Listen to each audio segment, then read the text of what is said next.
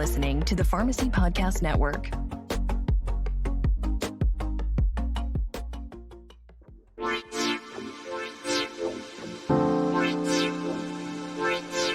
Welcome to the Sports Pharmacy Podcast. My name is Dr. H, and I am your host. I am a wellness pharmacist, pharmacy owner, and certified sports nutritionist. Join me while we discuss a wide range of topics ranging from health and wellness, sports, and even some small business secrets. Feel free to join our Discord for more interactions with me and other fellow listeners. Now let's get into the show. Welcome, sports pharmacy fans. I have another treat for you. Our first repeat guest, Dr. Jesica Mills. What's up? Give it up for Jessica. Yay! I'm cheering for myself. I go. We met up at the Diversify RX Profit Summit, which was great. Thank you, Lisa Foss. That was so much fun. And there was a lot of discussion around the drugs we've been talking about today, these GLP-1 or Glucagon-like agonists. So your semaglutide, your Wegovy's. We're going to discuss all about that medication, talk about some side effects that we're seeing from it. And Jessica, my magnesium conundrum expert, she's going to be discussing a lot of ways to help naturally boost GLP-1 in your body and some really cool studies that came out in the past. Does that sound good, Jessica? Sounds magical. Let's do it. I'm so pumped that we're able to do this in the middle of August in the heat of the summer. I know we were talking a little bit about the weather, and us here in Texas, we're suffering with these 105, 110 degree weathers, man. It's crazy. Yeah, no, it feels like it up here in Kentucky. I don't know who left the door open to all of just maybe to y'all. I don't know. When I flew back, maybe I didn't close it all the way, but you brought it with you. It's 9,000,000% humidity right now, and it's miserable. Yeah, I can feel my hair and my beard just puffing up just thinking about it, man. Yeah, I apologize for my voice. I'm just getting over COVID. Apparently, that's a thing now. Yeah, man. Don't do that anymore. Yeah, I don't know whose idea was to get sick in the middle of summer, but I can definitely not recommend that. No, it's way too hot to have a fever. God. How is this new strain of COVID, by the way? I haven't had a booster since August of 2021. Shame on me. No one judge me. I haven't had COVID this whole time. 3.5 years. This is my first time getting COVID. And it sucked for 24 to 48 hours. My temperature got pretty high. I was just like laying in the bedroom up here next to my studio, where I feel like I was hallucinating. My temperature got so high. And then I started alternating the Tylenol, ibuprofen, and blah, blah, blah. Broke the fever finally. And after that, I was about 80% back. And I feel like I'm now, it's about a week out now, about 95% back. So did you lose taste and smell and that kind of stuff? Yeah, I can't smell anything. That's the horrible news.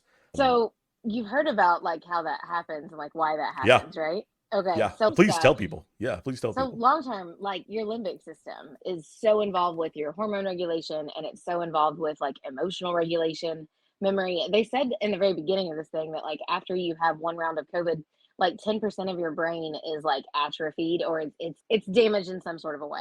Nice. And I love hearing that. That's what I need. and I feel like there was this thing, we saw it happen. There was a post-COVID psychosis kind of thing, to where some people would have a hard time with emotional regulation and impulse control, and that's that limbic system, because that's your hypothalamus, your amygdala, your hippocampus, all those really, it's lizard brain part, the part that actually has been with you for the longest and does all that. So omegas are a good idea. And then as much as you can, because it's Sports Pharmacy Podcast, exercise to increase the amount of BDNF that you can possibly. I would always say intermittent fasting. And then again, just like we're talking about with GLP-1s, the best type of way to really help with that is going to be the healthy fat. So avocado, plant-based sources, as well as high amounts, not high, but you know what I mean, a good amount of protein, and really limiting sugars and carbs. And if you haven't done a cognitive assessment for a baseline, might want to do that. Because we're seeing I've already had too many concussions. You're I've already had it. I had too many concussions. I don't know. Someone's out there. Know that. You brought up a good transition. Yeah, sorry. Go ahead. No, you're good. One of the things that we always heard when this whole thing first started, and they were talking about how the smokers were all going to be taken out by it, because we were oh no, it's a lung condition, it's going to be terrible. One of the ways that COVID hops in is through the nicotinic receptor.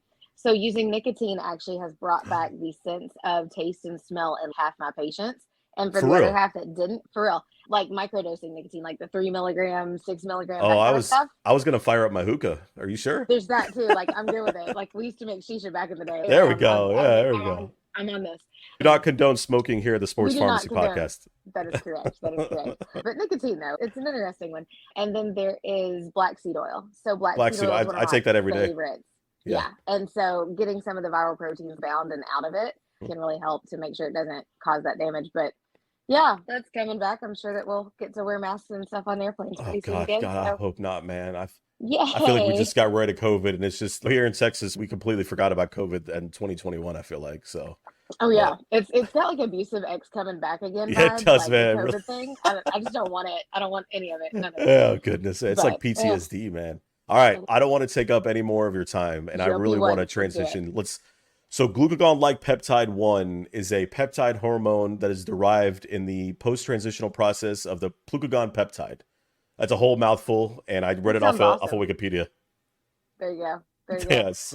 So I like it. please, mechanism of action. We'll talk about the drugs. Let's talk about first how it works. We have been in this place, and especially in functional medicine, holistic medicine, it was about the gut. Like everyone knows that at this point. And so these are different peptides, and they look similar. They've got some amino acids, that kind of stuff the medications do. But GLP-1, there's also a GIP instead of a GLP. And there's one of those, like something glutides. One of the medications that they're studying is able to play with both of them. So I think now we've got all these different peptides that we've discovered that are coming from the gut that really are involved with the pancreas. So we've always known the gut is where the immune system lives. We've known that the gut and the brain have the connection with the vagus nerve. Now I think the main thing to take away from this, if we were like on the mark for public health education, was to say, hey, look at the things that are impacting your pancreatic function, your insulin, your sugar, all of it whenever it's coming from the gut. Look at how these two organs, the gut and the pancreas, are playing with each other. Because a lot of those medications, what they're going to do is they're going to stimulate your incretins. So basically, one of your organs, like the pancreas, will make a peptide or a chemical hormone, whatever you want to call it, that is stimulated after you eat something. And so 15 to 20 minutes later is whenever after you started eating, that's whenever these hormones get made, or these peptides. And so at that point, what it does is it slows down your gastric emptying. So it means it makes you feel fuller for longer, which is a great idea. And then it also is going to help with decreasing the amount of hunger that you're experiencing for a few hours later. And it depends like which version we're using, if we're injecting once daily, once weekly, depending on how they made it, what amino acids they all put together to look like these things that our body naturally makes or is supposed to naturally make. Then at that point, how long it's going to last and how long it's going to keep you full and how long it's going to do that. But there's some issues with it whenever you start talking about, for me, I feel like our creator doesn't really miss. So whenever it comes to the peptides and the hormones that we're able to make ourselves, or should be able to make if we have been eating the way that we need to and feeling our body the way that we need to, whenever you start to chemically alter that a little bit, because you can't patent to make a drug out of something that is identical to what you're already making. You can't patent that. And so they've got to change like an alanine to a proline or something. You got to switch out some Some amino small acids here and part. there. But like sometimes that can cause side effects. And I think what's interesting is whenever you look at the side effects of these things and what's going on versus why we would be low in that in the first place. What they basically found is that a lot of diabetic patients, people that are dealing with metabolic syndrome, they're overweight, they don't have a lot of this GLP-1 production that's happening. And so GLP-1, when we make it ourselves, we're really able to stimulate more beta cells that create insulin in the pancreas. So we're able to do that. By the way, only 1% of the pancreas' job is to regulate your blood sugar. The other 99% is to digest food. Yep.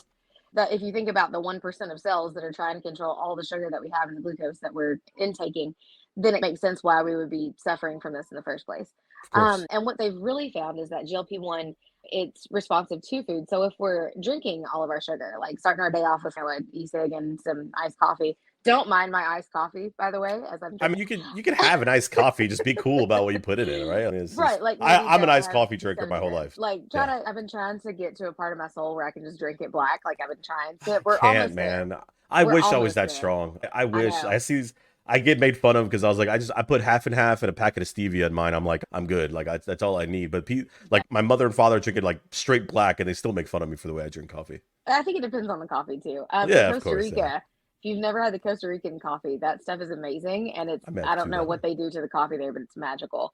So anyway, with GLP-1 and coffee actually can stimulate your own natural GLP-1. So it's Sure. actually a pretty good thing, especially, and stevia is the only one that I ever recommend people use for Good. like alternatives to sugar. There's a really cool study about how stevia can actually kill Lyme bacteria, like Lyme disease Really, and I know you from guys tick are real bites. passionate. Yeah.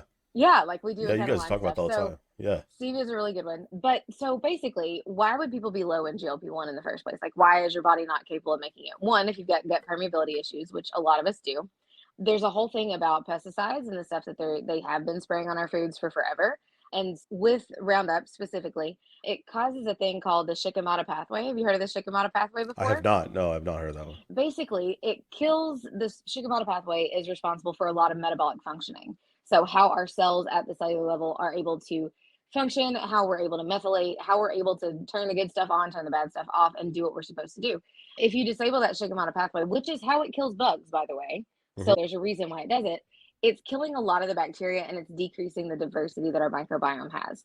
So we're Oh. supposed to have 30,000 different strains of gut microbiome. Hmm. We usually have 5,000, most Americans Hmm. do.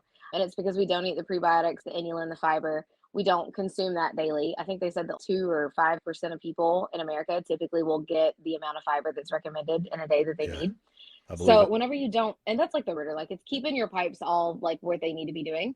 And so if you imagine stuff getting stuck on the sides of the gut, where you've also got gluten or dairy or things that you're sensitive to that you might not know about, because a lot of Americans don't know what foods they are sensitive to. And we Right. also just don't know what stuff is in this highly processed food. Like we don't know how much gluten or dairy or what chemicals and stuff are in there. And then at that point, you've got decreased amount of the bacteria that's in the gut to make the good stuff. You've also got intestinal issues with like leaky gut to where it should be nice and closed, but then it spreads It's open open. and Yep. we don't have the fiber to go through and to clean that to be able to allow for it to close. We're eating foods that are pro-inflammatory in the first place, Hmm. and we're Hmm. also eating foods that we might be sensitive to that are causing more inflammation. So if you don't have, imagine if your skin wasn't like complete and whole, Right. if you have a wound all over the place, you're not going to be able to make these peptides. You're not going to be able to do these things. And so what we found is that a diet that is really high in protein as well as like healthy fats, so avocado, plant-based sources, that's what's going to allow for your body to have the actual building blocks to be able to make these peptides in the first place. And so basically, as we know, stress, toxins, and a crappy diet is what is the root cause of everything, to be honest. Everything. Yeah. Everything. And so it's also what's going on with metabolic function issues and why we're not able to make these peptides ourselves. And a lot of it's eating habits. I think that's why Hmm. with Hmm. intermittent Hmm. fasting, people really start to feel like I remember when I first started doing it years ago, and I didn't sleep for the first day because I had so much energy. And I was like, Yeah. why have I not been Where doing has this this been? before? But it was because I was eating and overeating like too Hmm. frequently for my Hmm. body. Hmm. And my body, like the hardest thing that our body has to do is to digest food. Yep. And so whenever you're just constantly inflamed and you're constantly asking your body to do that, it's not going to be able to do anything else. And so you're going to feel the effects of it. And that was Yep. inflammation and weight gain for me. And yeah, I think intermittent fasting and that also can increase these peptides. But there's a lot that they haven't discovered yet. There's a ton of different peptides that they aren't talking about, like leptin. And you've got some people that are talking about leptin, but man, like no one's really talking about the different, like actual chemicals that the fat cells themselves secrete, Right. like resistin. Resistin's a really fun one. So I think there's going to be a whole entire area of this that explodes because they've seen so much demand, and there Hmm. have been some really great weight loss stories with these GLP-1s. And so it's going to be a thing, but man, the side effects of whatever that tiny little change is, and then people overusing it, people going out to lose 10 or 15 pounds or fit into some old celebrity's dress, it's going to have It's some issues. there's I for one, and I'll share my story. I for one, I started as a diabetic and discovered intermittent fasting and I lost 45 pounds or something crazy like that. Just Mhm. by the intermittent fasting, eating the right things, and like you said, increasing my protein and my good fats, but specifically with these medications. And I was just interviewed on the local news talking about the Ozempic and Wegovy and Mounjaro, specifically in this case, Yeah. semaglutide or tirzepatide. So with Ozempic and Wegovy, Ozempic came out. Ozempic's been out for years. It's been out for a really Right. long time. And I have Right. had patients that have been on it for their diabetes specifically for quite some time. Hmm. And what we're seeing is that, like you said, like all these celebrities and people are starting to use it to lose weight or to get that extra 10 to 15 pounds down, which is great, but at what cost? And that was one Right. thing that I wanted to make sure you and I discuss is that I have patients that are diabetics that are having a hard time finding Ozempic for themselves. And then the Hmm. second part is that people are dropping thousands of dollars on this stuff. I have Hmm. patients come to me and say, I'll pay straight cash for it. I don't want to use my insurance. Just find me the medication and I'll pay for it, which is crazy, I guess, if you want it. And the second part is a lot of the compounding ones that I'm seeing. I'm seeing a lot that are not coming from a reputable source.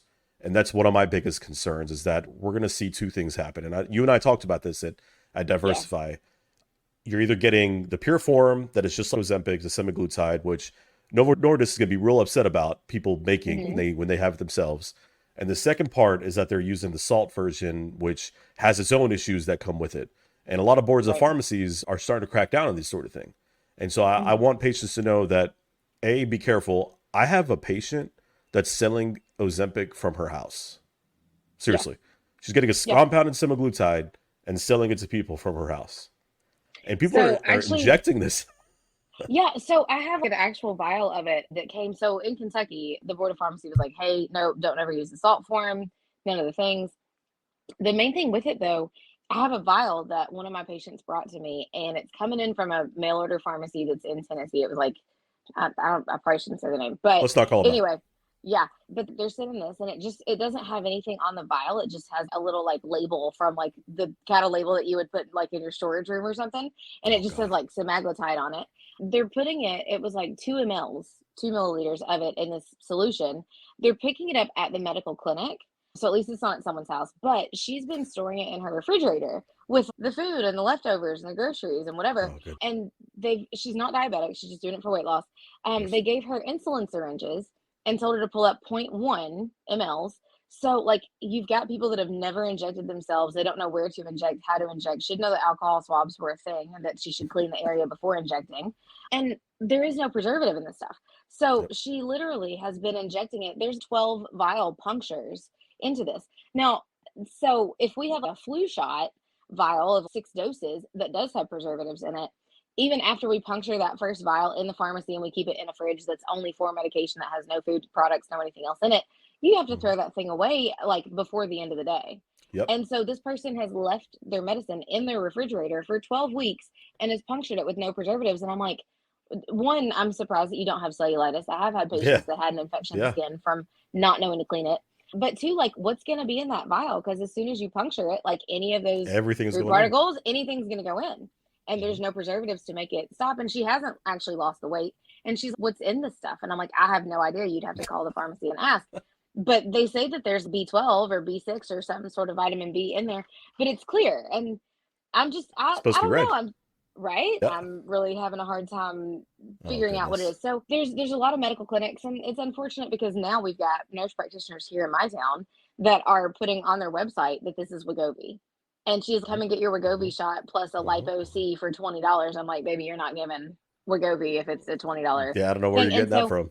We've got providers in healthcare that are actually like violating all the copyright laws. And if we did that, oh my gosh, we'd be shut down within a day. Oh yeah, we would lost our license a long time ago. Yeah. And so I'm like, how is this legal? How is this happening? And so we've reported it to the Board of Pharmacy in Kentucky, and they just don't have the authority over the medical clinics. And so it's just going to keep happening until the Board of Nursing, Board of Medicine, Board of somebody besides pharmacy pays attention to it. So no, I don't know what's in there. I know that it's not safe, and I 0 of 10 star recommend that one. Like absolutely not, would not do it. But as far as the actual drug itself, whenever you are getting it and paying $1,200 out of pocket for it, one, to help actual people that do need it. I have one patient that is diabetic, she has MS, and she's been taking Ozempic for a couple of years now. And it's been helping with the diabetes, weight loss. We've actually got like her MS like in remission, which is really cool because like she went in and they were like, maybe you don't have it after looking at imaging. So that was really fun. That's pretty nice. It was a great story. And then her A1C is like below pre-diabetic level now, but she was having a hard time with it. So Novo Nordisk, they are building a new facility in North Carolina, and it's a Dutch company. So it's 0 carbon footprint. Like it's all nice and economical and all the things. Good for the land, good for the earth. But they also have a patient assistance program. So she had found this out because she was uninsured, like she didn't have any insurance. So she actually found this one form from Novo Nordisk, sent it to our practice. Our providers filled it out and said, yes, this is what we want. And then she's just been getting it mailed from Novo Nordisk to her at a heck of a discount. So I would say if you actually have patients that can't get it, reach out to that company because they do have a PAP that's really good.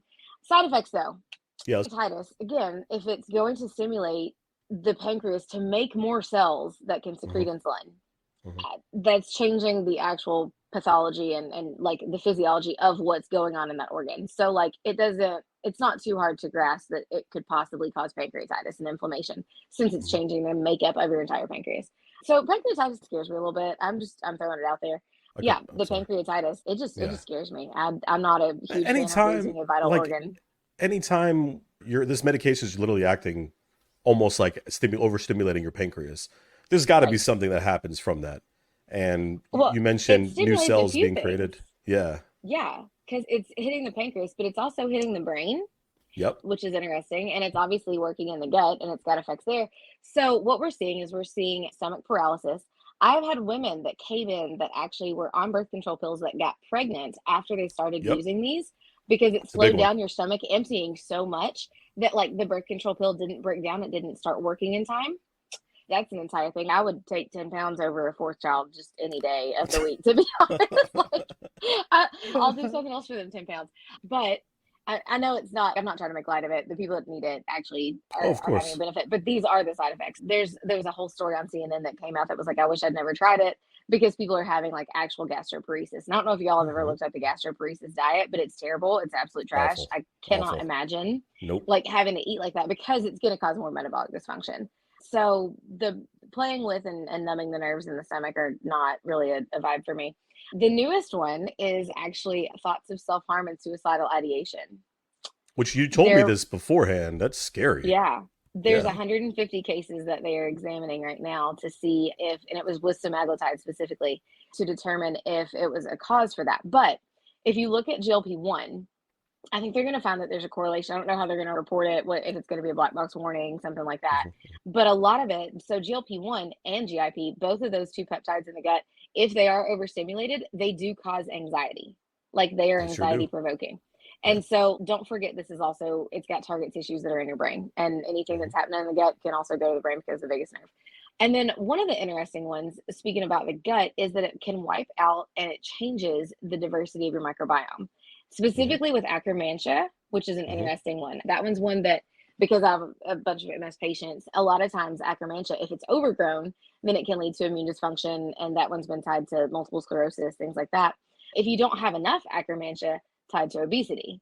So Hmm. it's interesting how it's changing and playing with it. There was a study that they did with rats and they were feeding them like this chow fed stuff. And it's interesting whenever you do gut microbiome analysis like we do, and we'll do a GI map, a stool sample, see what kind of good bacteria, bad bacteria, that kind of stuff. And where the science is now is that there isn't really good and bad bacteria. There's just Hmm. bacteria.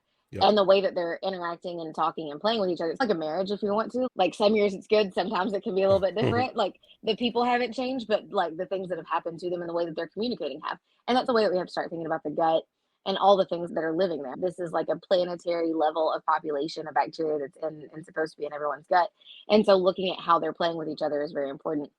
And Hmm. so we know that it can cause weight gain or insulin resistance. We know that it can cause metabolic symptoms. We obviously know about IBS and Crohn's and UC and all that kind of stuff. But it's interesting how much it really ties into more of the mental health aspect. So, is it going to be something that's being changed in the microbiome that's changing the way that we are releasing our neurotransmitters, so our dopamine, our serotonin, norepinephrine, oxytocin, all that good stuff?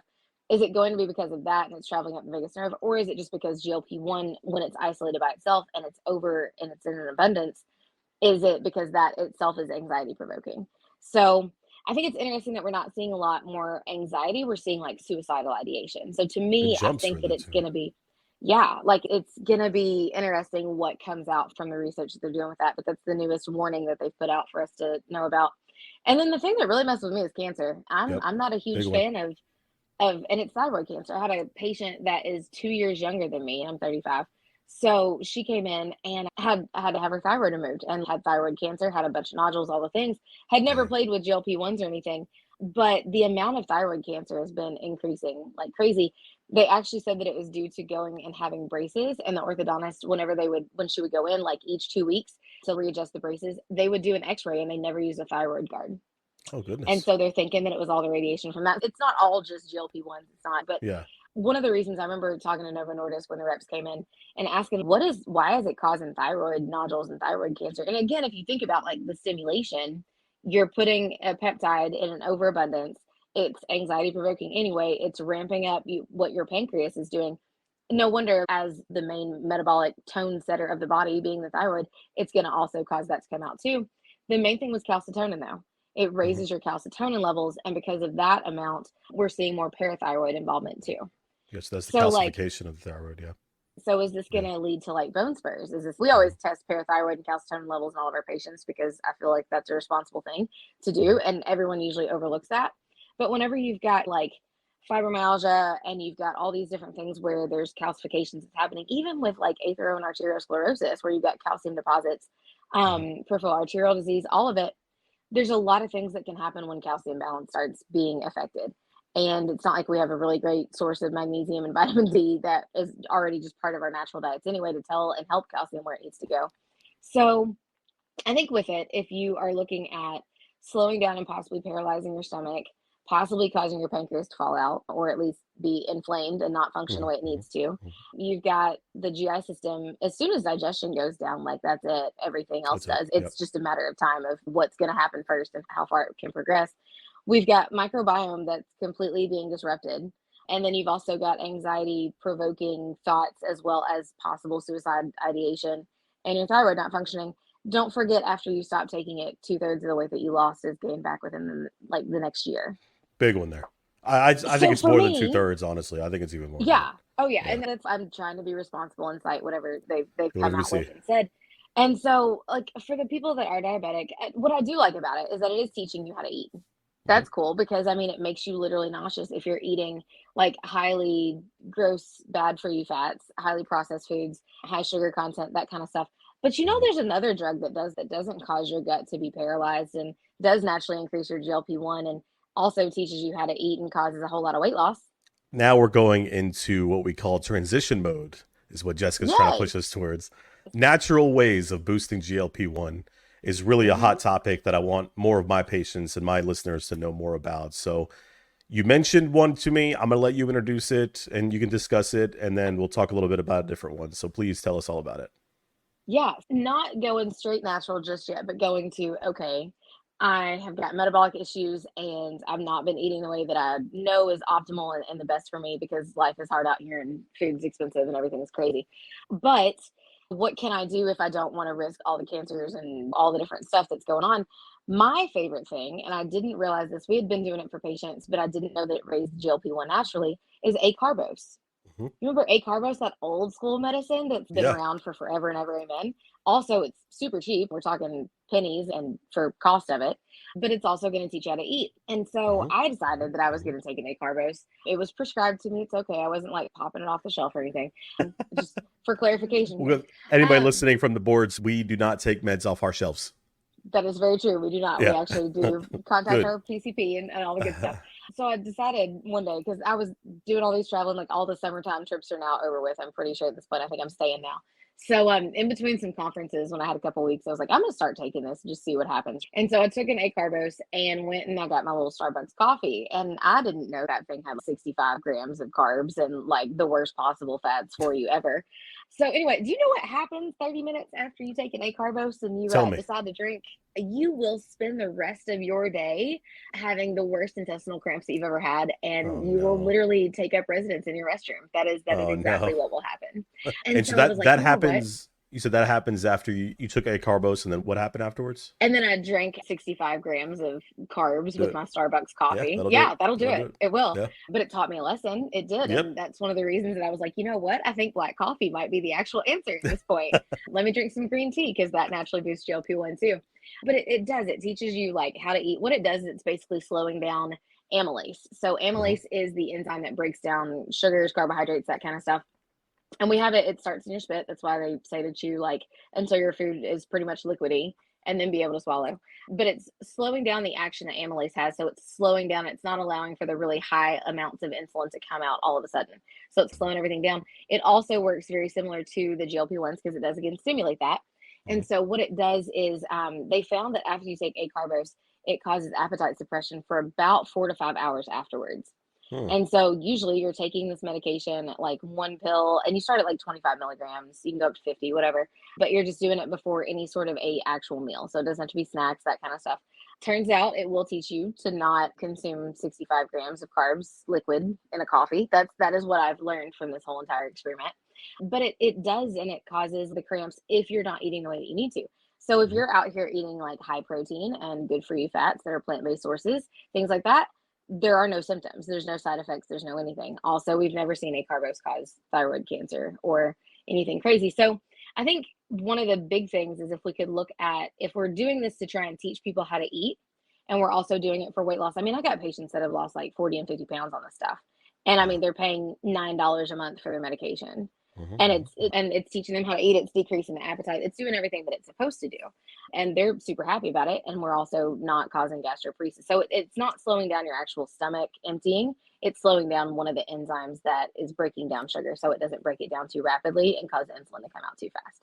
So that's what I would recommend. If you were looking at weight loss, how can I eat? How can I get my sugar down? And something that can help anybody. Like, I'm not pre-diabetic. I'm not diabetic. But I just wanted to see, what is my glucose looking like? And I think CGMs, like the continuous glucose monitors, that for people, I love those. Like I would write that for anyone who's not diabetic anyway and recommend that, just because you can actually start to see, what does that Starbucks coffee, how does that impact my glucose? And for my husband, he had found that anytime he wore a CGM for 2 weeks, the Freestyle Libre, he wore that for 2 weeks. And at that point, he was noticing that he was having like these thoughts of like, he was having a hard time focusing, and like just these thoughts like, man, I'm really not like doing good today. I'm not being productive. Just like negative thoughts about yourself.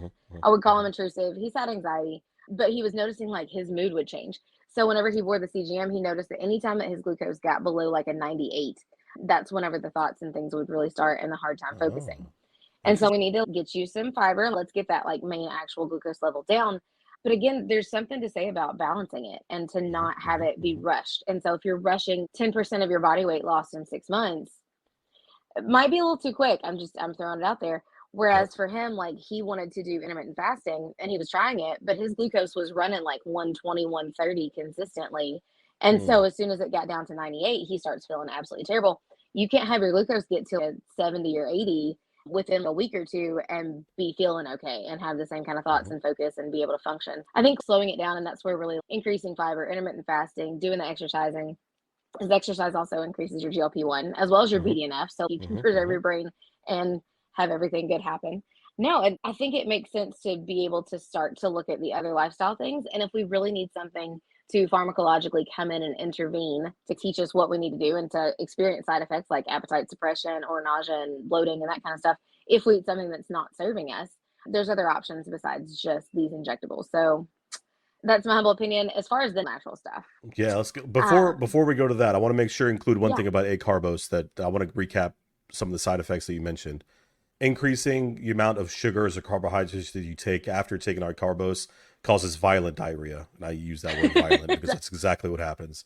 And the second part is you got to be very careful with alcohol use when you are on acarbose, because that could also cause a low blood sugar and cause you some GI distress as well. So I always tell patients, avoid alcohol, slow down your carbs, and you'll be just fine with the medication.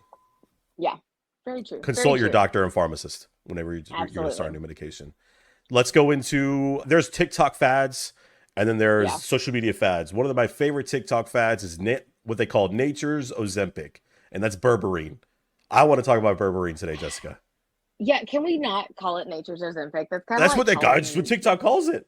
I know, but like, I'm pretty sure he's being sued or something for it. Like, berberine is literally taking a hit because of the word Ozempic that's in there. So I try to avoid that in general. But yeah, no, so berberine is amazing. Like, we've been out here doing it. My dad, actually, it's so funny. He passed away March the 9th of 2020. Before COVID ever happened. So like, he had great timing. He knew when to hold him, knew when to fold him. He was like, I'm out. Thank you. But he did though. Like, it's true. And so anyway, he was on, there's a guy named Julian Whitaker, and he's like old school. This is before the internet was a thing. He was like out here sending like pamphlets in the mailbox to people. Nice. And then they were like, read those like, man, 80, 70, 80-year-olds that are coming to the pharmacy with the handouts that are like, oh, look at this promotional thing. They tell me that this is good. So that was that. But dad actually decided to take berberine, and it was probably like 2010, 2011. It was 2011 because I was in pharmacy school. He lost like 80 pounds. My dad was diabetic.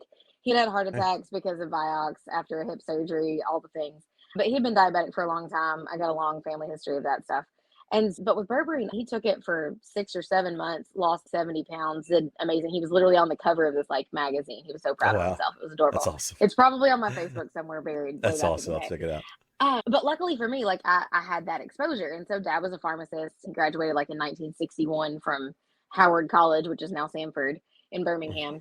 And anyway, but I had that exposure to it. And so I was like, what is berberine? So I start going through like pharmacy school and they talk about it and they're like, well, it might help with this, it might help with that, but there's drug interactions. And so just don't do any herbals. Thank you. That's what our That's pharmacy what school that's how education it is was. like for us. Yeah. Yeah. And so it's like, we don't really know. There's CYP enzymes involved. Just avoid it. Thank you. So then as a naturopath, we're going through and we start learning about berberine. I was like, man, this stuff is awesome. So I'd heard about berberine for weight loss before because my dad. I'd heard about it for diabetics. What I really learned about it though was what it does in the gut. So yes, it does increase your GLP-1, like natural Ozempic, but I hate saying nature's Ozempic because it doesn't cause thyroid cancer, damn it. Like It doesn't. You're it's not right. the same thing. It's separate. It's different. It's different. It's different. But what really the cool thing is and why we started using it before GLP-1s and everything became like the Kim Kardashian TikTok kind of vibe was it clears up candida. And so if you look up candida and also echinacea does the exact same thing. So usually we'll put people on an echinacea and berberine kind of combination because it's going to boost the immune function. It's getting rid of candida. So candida, we all have it. It's supposed to be in a nice little yeast form. However, it can turn into a fungal form whenever it's overgrown. What makes it overgrown? Eating too much junk sugars. The end. That's pretty much it. And so in Chinese medicine, it's called a condition of dampness. And so whenever, if you think about it, if you're growing fungus, growing mold, you need damp type conditions. And so conditions of dampness is being overweight, not having the metabolic metabolism and cellular metabolism that you need. It's like you don't have enough of that fire in Chinese medicine to do that. And so with it, there's also like cancer, inflammation, chronic illness, pain, arthritis. All of those are conditions of dampness in Chinese medicine. And so what's interesting is whenever you look at candida, and the way that you dry up candida is you have to have bitters. And so there's in Chinese medicine, it's like you can either have too much heat, too much wind, too much dampness, too much cold. That's why we call it a cold. And that's usually why we'll start to drink like hot liquids and hot foods and things like that. It stimulates your thymus, which is the largest gland of the immune system. It's right like above your chest plate, that kind of area. So it's that kind of a thing. So whenever we started having and bringing it all back to the whole COVID thing too, whenever we were looking at what was going on, that was also a condition of dampness. And so like whenever you start having the lungs and the coughing and that whole thing. So I was like, if bitterness dries up dampness, let's use like andrographis. Turns out andrographis and astragalus, because those are known as the king of bitters in Chinese medicine, they don't really have very many drug interactions. If you're on blood thinners, don't mess with it. Always ask your people, your pharmacists, doctors, all them beforehand. And if they don't know what it is, then have your pharmacist ask me. Yeah. Anyway, to be honest. But anyway, it was drying up stuff. And so we started seeing this like massive amount of weight loss in patients whenever we were doing like berberine or like doing any kind of bitter that helps to dry up that dampness. So when candida is overgrown, it's in the fungal form, it makes about 70 different toxins that cause a lot of inflammation. And a lot of times that's where like the brain fog can come from because again, that vagus nerve goes up and down. But the main thing is it causes histamine intolerance. And so when you've got chronically high levels of histamine, that's when like you'll whelp up anytime you get bit by a mosquito or some kind of a bug bite. But migraines are in there, chronic nausea and stomach upset, things that people just can't really understand why it's happening. Those mystery things, typically it's about if you've got candida overgrowth. And if you've got a white coating on your tongue, that's usually the way that you can look and see if someone's got candida overgrowth. The other thing is it causes intense sugar cravings, and it can also cause intense alcohol cravings as well. So about 99% of the people that are like straight up actual alcoholics have been diagnosed, all of it. They have an overgrowth of a specific strain of candida. It's called candida geotrichum. A lot of us have, and we know about candida albicans because that's what causes yeast infections and things like that. But basically you can have an overgrowth of candida tropicalis, geotrichum, albicans, there's candida imitans. There's multiple different strains of this stuff. And each one acts a little bit differently. So if we think about it from a perspective of, okay, so we want to go in and get candida back into the yeast form, not into the fungal form. So we're never eliminating candida, like any of the candida detox things, like you're not supposed to. Again, it's that planetary level of things that are interacting and having relationships with each other, all the bacteria and pathogens and things in the gut. So you don't want to eliminate something, you just want to knock it back down to where it should be, get everything back in balance. Yeah.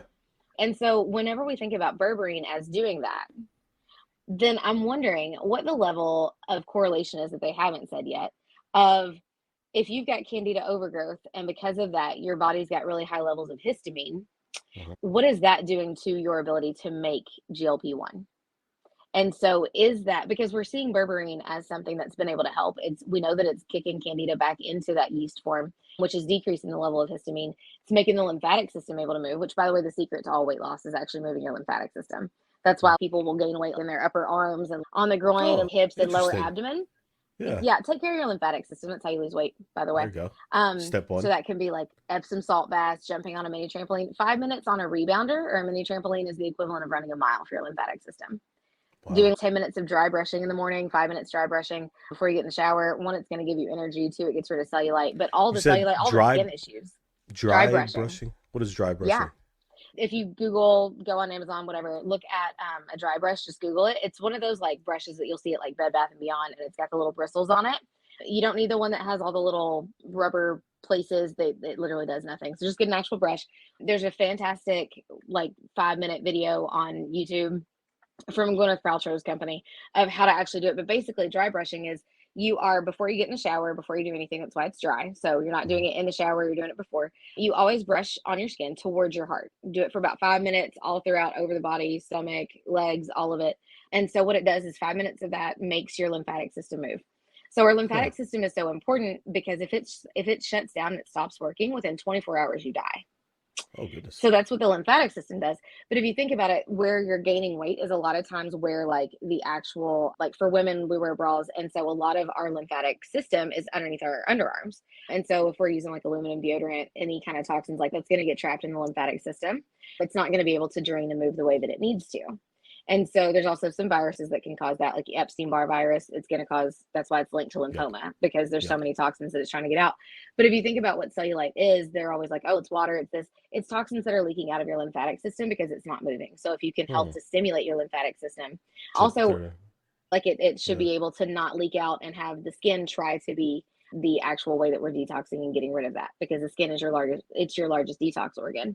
But if you think about it, it goes underneath every artery and vein and vessel that the cardiovascular system has. Well, we have a heart, that's the pump for that part. The lymphatic system has no pumps, so we have to manually do it. So it's the exercising, the sweating, infrared saunas, Epsom salt baths, dry brushing, mini trampoline, like rebounding. Any of those types of things are good. When you get into sexual wellness, you'll find out that there's also some other activities that can move the lymphatic system around, but we keep it PG today. We can keep it PG today. We'll talk about that next time. Tune in for the late night episode of Sports Pharmacy Podcast.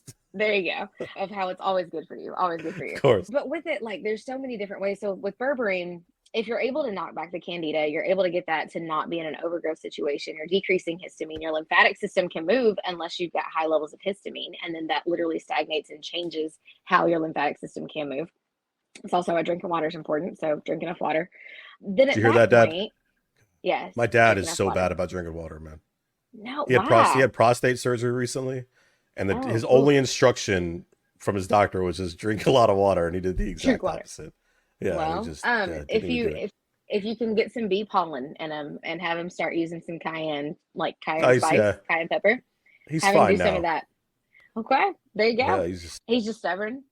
He's an Arab Middle Eastern man. Of course, he's stubborn. There you go. There you go. I don't know too much about how stubborn they are, but I would put them up against them Western Kentucky like old men, because they know everything. Actually, of course they do. Yeah. So berberine has been awesome about being able to knock down the candida, and it actually has some root cause benefits. Whereas with just like stimulating GLP-1 in and of itself, that one's not really addressing like the candida overgrowth. It's not really addressing like what kind of got us here.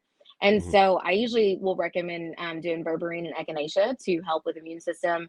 And maybe like the people that are on Ozempic and the GLP-1s, maybe if we could do something to help to balance out the immune system, that way you don't have as much of an issue with it. But I think the thing that's really bothering me the most is that there's not a set of labs that people are doing. We're not really following up on, we know that it's going to raise calcitonin or it could, and we know that's what's going to cause like thyroid cancer. So why are we not checking PTH and calcitonin? And why are we not doing that like every 6 months, at least once a year or something?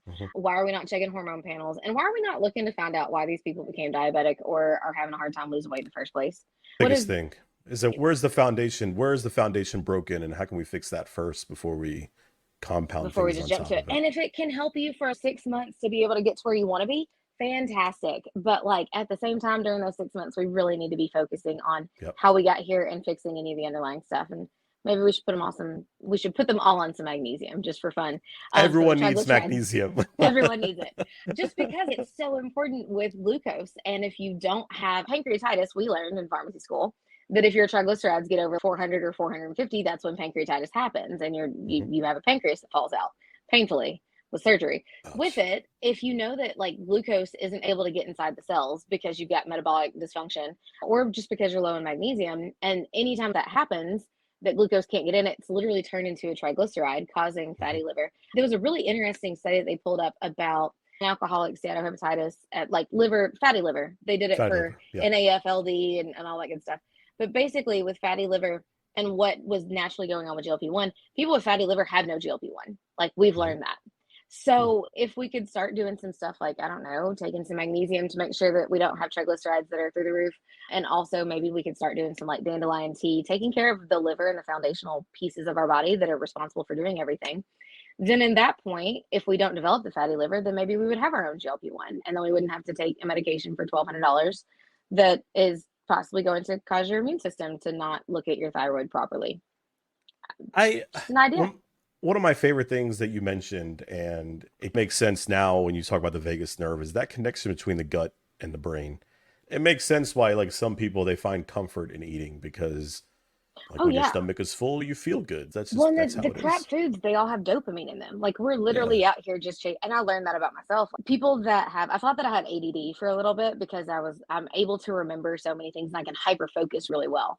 And that's really similar to for ADD. If they are interested in it, then they're going to really be able to remember it and they'll focus and they'll do it.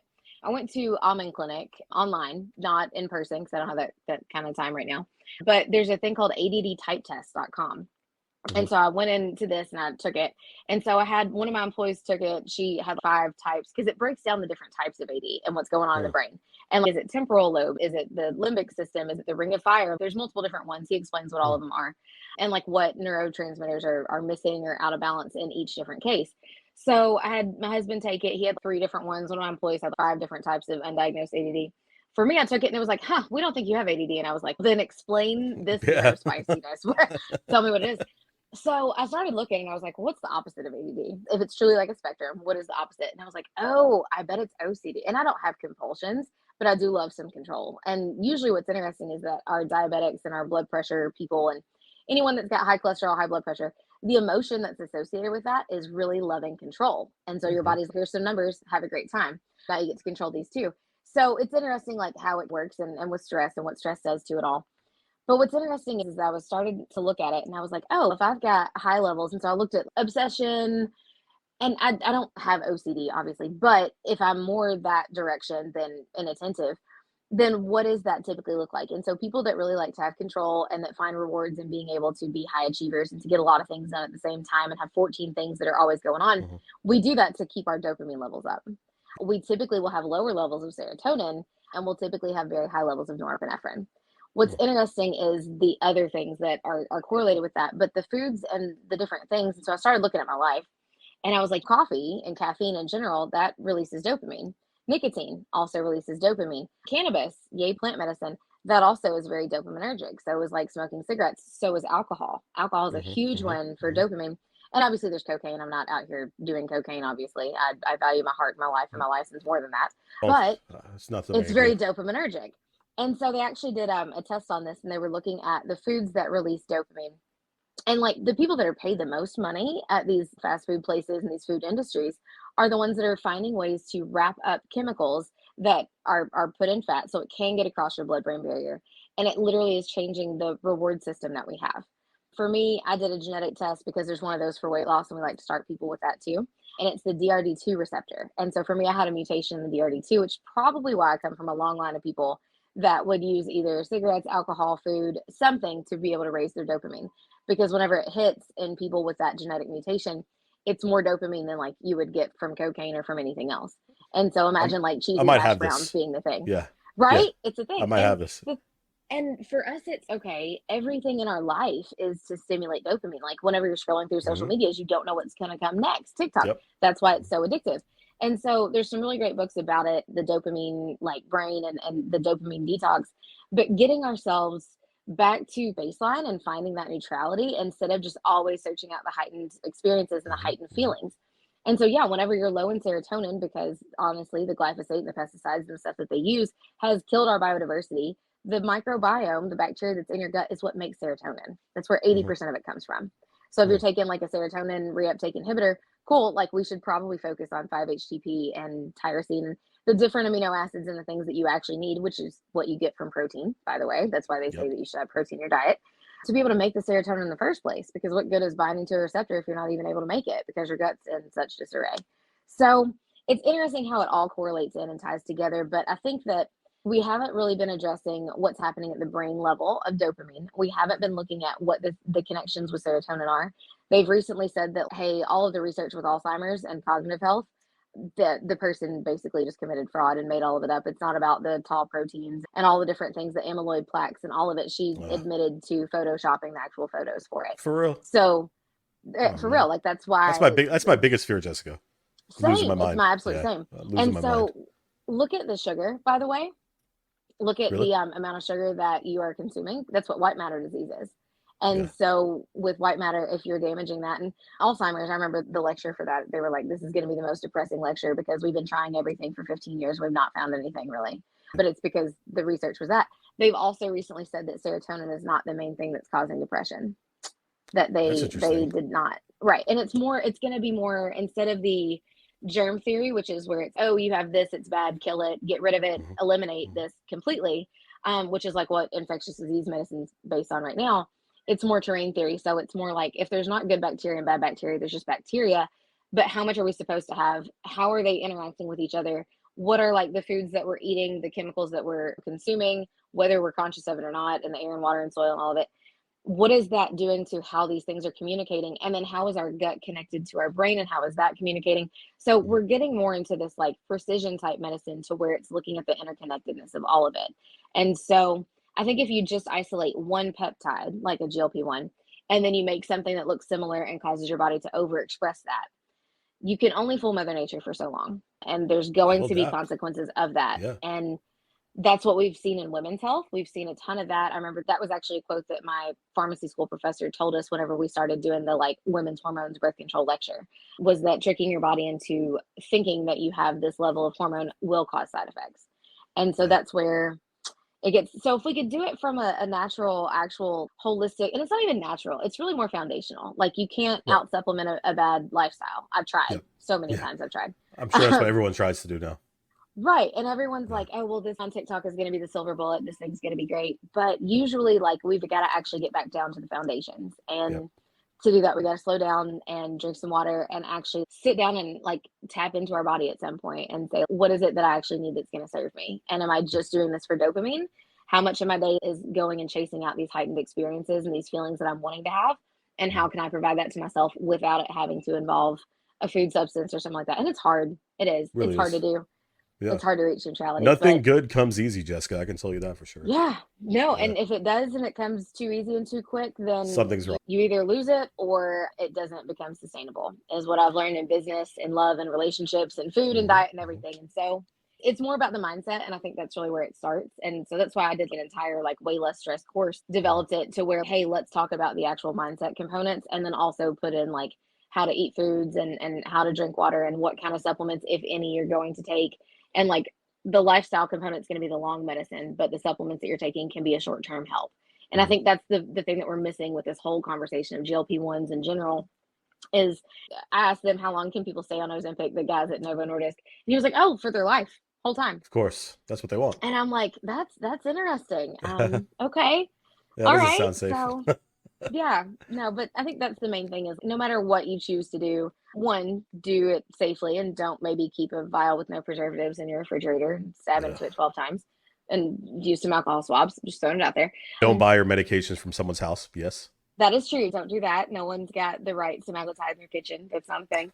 And so, no, it's that, but it's really what are we going to do long term to be able to make sure that I'm not part of that 2/3 of the people that gain my weight right back.